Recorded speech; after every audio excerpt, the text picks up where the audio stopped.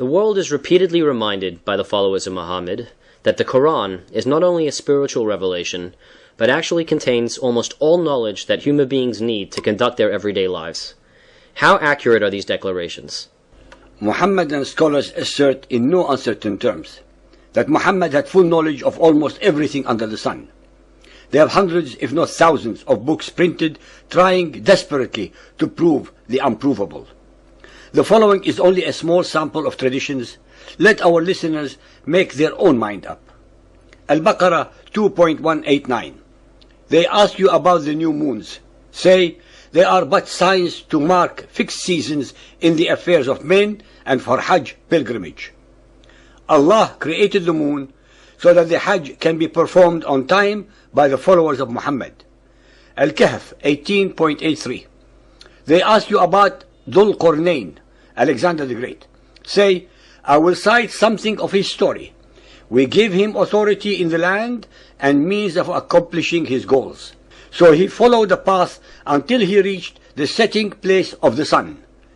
He saw that it set in black, muddy, hot water. Near it he found a people.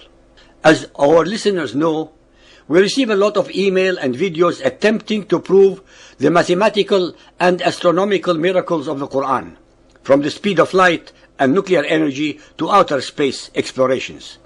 The verse above, in unambiguous Arabic, is asserting that Allah, the All-Knowing, is informing Muhammad that the sun sets in a puddle of murky water on earth. For those followers of Muhammad who are listening and like to play with numbers, please be aware that the sun is over 1 million times bigger than the earth, and yet, according to Muhammad's Quran, it sets every evening in a puddle of murky water. Of course, we are willingly ignoring its gravitation and temperature to suit this verse. Al-Anbiya 21.26. Don't the unbelievers see that the heavens and earth were joined together in one piece before we clove them asunder? Will they not believe? And we have set on the earth mountains as stabilizers, lest the earth should convulse without them. The verse is not only illogical, but also contrary to the Bible, which is the only source of the creation process that Muhammad is alluding to. It is illogical because nowhere in human history was there a report regarding the heavens and the earth being joined and then separated. And once more, we are willingly ignoring the impossibility of such a scenario. Moreover, Muhammad's Quran, in its infinite wisdom, has concluded that Allah created the mountains to act as stabilizers to hold the earth together. These stories and ideas are, as usual, the product and conclusions that emanated entirely from Muhammad's own vivid but totally illogical and uncomprehending imagination. Al-Mulk 67.3. We created 7 heavens, one above the other. Muhammad, can you see any fault in Ar-Rahman's creation? We have adorned the lowest skies with lamps, and we have made them missiles to drive away the devils and against the stone Satans. Maybe I have missed something in my study of the Bible, because as far as I know, there is no mention of even 2 heavens, let alone 7. Did Allah forget to mention this to Moses in his Torah? What are these missiles that are scaring and warding off devils? What and who are the stone Satans? The enigma deepens with every ayah. Bukhari Hadith 4.421. I walked hand in hand with the Prophet when the sun was about to set. We did not stop looking at it. The Prophet asked, do you know where the sun goes at sunset? I replied, Allah and His Apostle know best. He said, it travels until it falls down and prostrates itself underneath the throne. Allah will order the sun to return whence it has come, and so the sun will rise in the west. And that is the interpretation of the statement of Allah in the Quran. Even the oldest civilization upon earth knew that the sun rises in the east and sets in the west. But of course, they must have all been wrong. Tabari volume 1.204. I asked the Prophet, where was Allah before his creation? Muhammad replied, he was in a cloud with no air underneath or above it. And all of us thought we need air to have clouds. Silly, ignorant fools that we are. Tabari volume 1.219.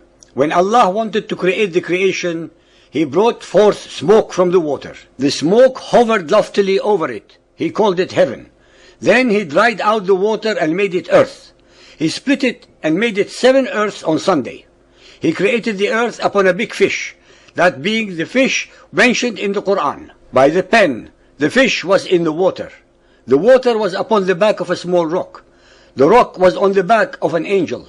The angel was on a big rock. The big rock was in the wind. The fish became agitated. As a result, the earth quaked. So Allah anchored the mountains and made it stable. This is why the Quran says, Allah made for the earth firmly anchored mountains, lest it shake you up. It should be apparent to even the most simpleton of minds that before the creation there could not have been either water, smoke, or anything else for that matter. There really is not much that we can possibly add upon the remainder of this creation story as explained by Muhammad, the greatest and most knowledgeable of all the prophets. Tabari 1.233. The messenger said, when Allah was done with his creation, he created 2 suns from the light of his throne. His foreknowledge told him that he would efface one and change it to a moon, so the moon is smaller in size. As usual, Muhammad's thought processes and logic leave a lot to be desired. In this instance, when Allah was done with his creation, should mean that he finished the process of creation. Hence, why did he continue with the creation of the sun and the moon if he had already finished?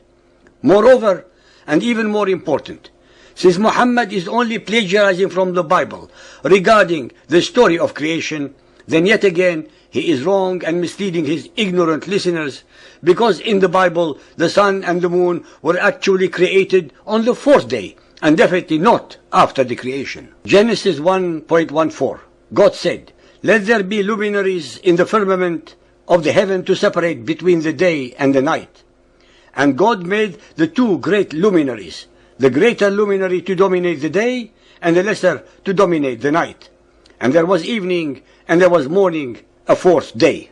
It is obvious that Muhammad's Allah cannot possibly be the same as the God of Israel. Tabari 1.234.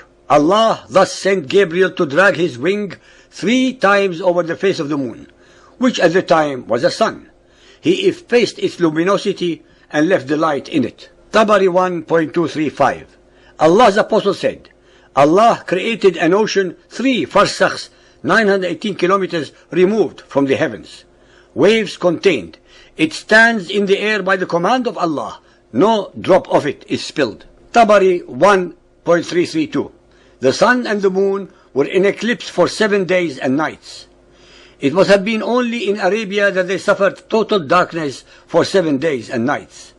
With such lucid depth of knowledge, one cannot possibly add any further comments to Muhammad's cosmic explanations and his current followers' undeniable belief in his genius, even with all of the 21st century's actual knowledge.